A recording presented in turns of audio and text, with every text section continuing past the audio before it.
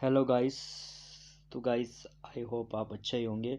तो गाइस आज मैं आपके लिए हिंदी व्याकरण से टॉपिक जो हिंदी व्याकरण से होगा वो सामान्य हिंदी व्याकरण का सामान्य आज में जो आज आपके लिए टॉपिक ला रहा हूँ मैं वह हिंदी भाषा एवं व्याकरण का सामान्य परिचय होगा। जो आज होने वाला टॉपिक है वो हिंदी भाषा एवं व्याकरण का सामान्य परिचय होगा। तो दोस्तों आप देखिए कि यह आप इस चैनल में जुड़े।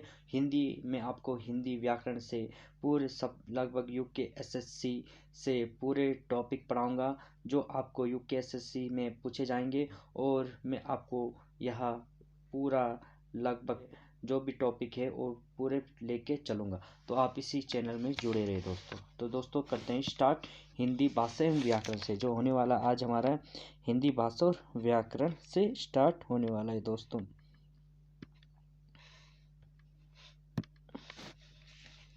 दोस्तों वो है हिंदी व्याकरण। हिंदी व्याकरण जो आज हम हिंदी व्याकरण में देखें दोस्तों, आज देखेंगे हम हिंदी भाषा की उत्पत्ति। हिंदी भाषा की उत्पत्ति किस तरह से हिंदी भाषा की उत्पत्ति होती है। हिंदी भाषा की उत्पत्ति तो दोस्तों क्या होता है कि प्राचीन हमारे जो प्राचीन सिंध के क्षेत्र है, यह क्या थी, सिंध नदी थी। जो प्राचीन नदी सिंधु, जो प्राचीन नदी क्या थी, सिंधु। एक प्राचीन नदी क्या थी, प्राचीन नदी कौन सी थी, सिंधु नदी। सिंधु नदी कौन सी थी, सिंधु नदी। प्राचीन नदी कौन सी थी, सिंधु नदी। अब क्या होता है, जो ये सिंधु है, सिंधु नदी थी। इस सिंधु जो ईरानी लोग थे, ईरान के लोग थे, ईरान के लोग थे। ये क्या करते थे, ये कहाँ ईरान के लोग कौन थे, फारसी और पारसी द्वारा, फारसी लोगों द्वारा, फारसी और फारसी लोगों द्वारा, फारसी और फारसी लोग क्या कहते थे, इस फारसी और पारसी लोगों द्वारा यह शब्द क्या क्या बोलते थे, जैसे साग के लिए या क्या कहते हैं हा, और ता और था के लिए क्या बोलते थे, था के लिए क्या बोलते थे, ता बोलते थे। और दा और धा के लिए क्या बोलते थे, ये क्या बोलते थे, दा। और पा और फा के लिए क्या बोलते थे, पा और फा के लिए क्या बोलते थे, ये पा बोलते थे। तो ये आप ये चीज़ देखे दोस्तों, सा के लिए हा बोलते थे, ता और था के लिए ता बोलते थे, और दा और धा के लिए क्या बोलते थे, दा बोलते थे, और पा और फा के लिए क्या बोलते थे, पा बोलते थे। ठीक है दोस्तों। अब ये क्या होता है कि सा के लिए हा बोलते थे, अब ये सा के लिए हा बोलते। ये सिंधु नदी थी, इस सिंधु का उच्चारण देखो किस तरह से इन्होंने सिंधु का उच्चारण दिया। पहले ये सा के लिए क्या बोलते थे, हा, ठीक है, ना के लिए ना बोलते थे, और धा के लिए क्या बोलते थे, दा, और धा के लिए क्या बोलते, दा। तो ये उच्चारण जो दा है, ऊ का ऊ रहा, तब क्या बोले इन्होंने, सी की जगह ई का ई मात्रा रही, क्या बोले इन्होंने, हिंदू। इस तरह से इन्होंने सिंधु का हिंदू बना बोला। इस सिंधु नदी के लिए क्या बोलते थे, हिंदू बोलते थे। इस नदी को, सिंधु नदी को क्या बोलते थे, ये हिंदू। इस तरह से इस हिंदू की उच्चारण में हिंदू आए, तब हिंदू से क्या बना, हिंदवी, हिंदवी, और हिंदीवी से क्या बोले, हिंदी। इस तरह से हिंदी भाषा का यहाँ पे उच्चारण हुआ। ठीक है दोस्तों। अब नोट देखिए, एक नोट करके चलिए दोस्तों, एक नोट करके चले, एक नोट करके चलिए दोस्तों। नोट क्या करना है आपने, इस तरह से लिखना है नोट करके, हिंदी जो हिंदी शब्द है, हिंदी शब्द फारसी, हिंदी शब्द फारसी पारसी, फारसी, फारसी और ईरानी। ईरानी भाषा का शब्द है। किस भाषा का शब्द है? किस भाषा का शब्द है? फारसी, फारसी, ईरानी भाषा क्या शब्द है? कौन? हिंदी। ठीक है, इतना समझ में आ गया दोस्तों? आपको समझ में आ गया ना? तो अब भाषा देखो, भाषा की उत्पत्ति किस तरह से होती है? क्या होती है भाषा की उत्पत्ति? भाषा की उत्पत्ति देखो, भाषा किस शब्द से बना है? भाष शब्द से। भाषा किस शब्द से बना है? भाष। भाष शब्द से बना है भाषा। ठीक है, और भाषा का उच्चारण देखें तो भाषा को भाष शब्द से बना है भाषा। भाष होता था संस्कृत भाषा से, संस्कृत, संस्कृत। ठीक है, संस्कृत शब्द का था। और इसको भाषा, भाष वैसे भाष मतलब होता है विचार प्रकट करना। क्या होता है? विचार। भाष शब्द क्या होता है? विचार। अपना विचार क्या करना है? प्रकट करना है। अपना क्या? अपने व्यक्त को, भाव को, विचार प्रकट करना है। अपने भाव को क्या करना है? भाव को, विचार को प्रकट करना है, अभिव्यक्त करना है, अभिव्यक्त करना है।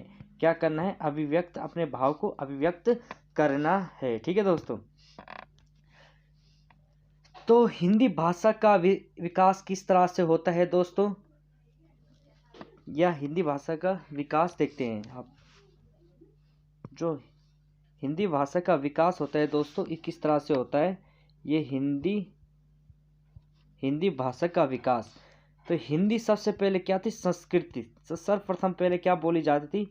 संस्कृत भाषा बोली जाती थी। ठीक है, तो संस्कृत कब बोली जाती थी दोस्तों? आपका वैदिक संस्कृत। पहले इस संस्कृत कौन सी संस्कृत बोली जाती? वैदिक संस्कृत, वैदिक संस्कृत और लौकिक संस्कृत। लौकिक संस्कृत, वैदिक संस्कृत और लौकिक संस्कृत। जो वैदिक संस्कृत और लौकिक संस्कृत का पीरियड देखेंगे।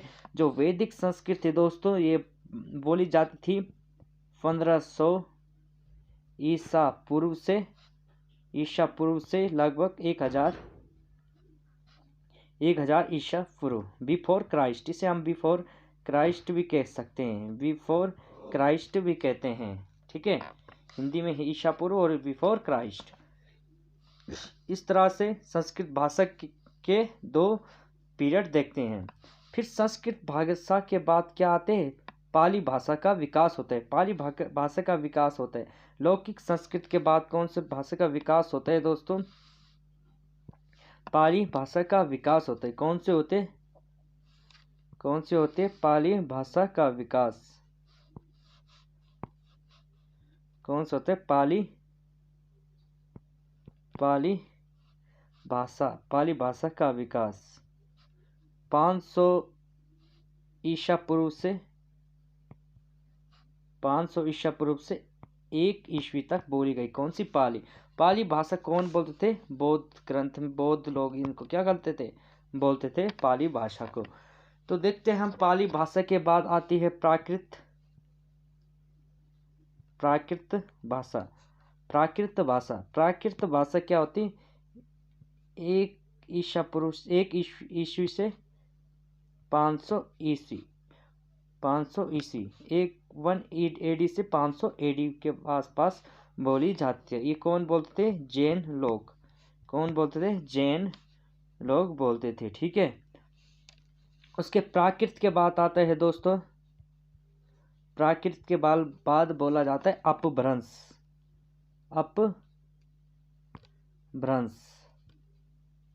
अपभ्रंश बोली जाती है। अपभ्रंश के बाद शौरसेनी। अपभ्रंश के बाद शौरसेनी। तो शौरसेनी का पीरियड देखते हैं हम, 500 ईस्वी से 1000